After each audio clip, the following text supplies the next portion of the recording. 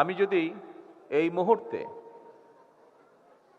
আমার মাকে যদি জিজ্ঞেস করতে পারতাম, মা, গত 17 বছর আপনার উপরে যে মানসিক এবং শারীরিক নির্যাতন হয়েছে, আপনি কি চান আমি তার প্রতিশোধ নেই?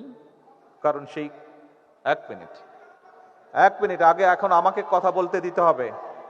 1 মিনিট আমার কথা শুনতে হবে, আপনাদের কথা আমি শুনেছি। আমি যদি আমার মাকে জিজ্ঞেস করতাম যে আপনি কি চান আপনার সাথে যে অবিচার অন্যায় হয়েছে তার প্রতিশোধ আমি নেই, কারণ সেই প্রতিশোধ নেবার ক্ষমতা আল্লাহ রাব্বুল আলামিন আমাকে দিয়েছেন। আমার মায়ের সন্তান হিসাবে আমি নিশ্চিত আমার মা আমাকে বলতেন, তোমার দায়িত্ব দেশের সকলকে ঐক্যবদ্ধ করে সামনে এগিয়ে যাওয়া, দেশকে সামনে নিয়ে যাওয়া।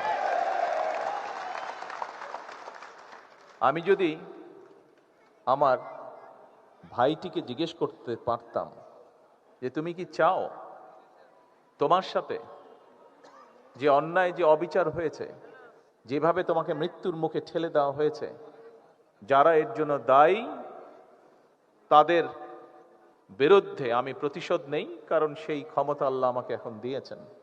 আমি নিশ্চিত দুভাই আমরা একসাথে বড় হয়েছি, তাকে আমি চিনি, তাকে আমি জানি, একই রক্ত আমাদের শরীরে প্রবাহিত। আমার ভাইটিও সেই একই উত্তর দিত, যে উত্তরটি আমার মা আমাকে দিতেন। প্রিয় ভাই বোনেরা, আমি 17 বছর আগে যখন এই দেশ ছেড়ে চলে যেতে বাধ্য হয়েছিলাম, আমি কি অবস্থায় গেছিলাম সেই বিবরণে আমি যেতে চাই না। তবে যখন আমি চলে যাই তখন আমার বহু সহকর্মীকে আমি দেখে গিয়েছিলাম। 17 বছর পরে যখন দেশে ফিরে আসার সৌভাগ্য হয়েছে, আমি ফিরে এসে আমার অনেক সহকর্মীকে পাইনি। আমি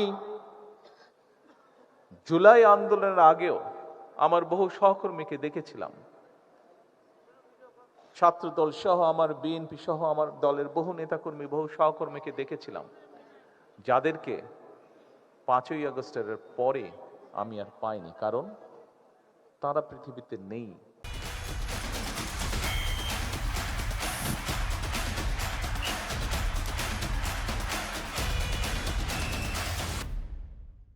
তারা পৃথিবী চলে চলে গিয়েছেন।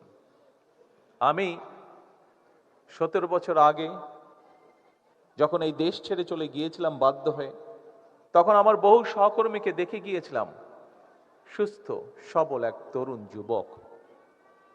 17 বছর পরে যখন ফিরে এসেছি, তাকে আমি দেখেছি তার কোনো অঙ্গহানি হয়েছে, শারীরিকভাবে ক্ষতিগ্রস্ত হয়েছে। একই ঘটনা ঘটেছে 5ই আগস্টের আগে এবং পরে। প্রিয়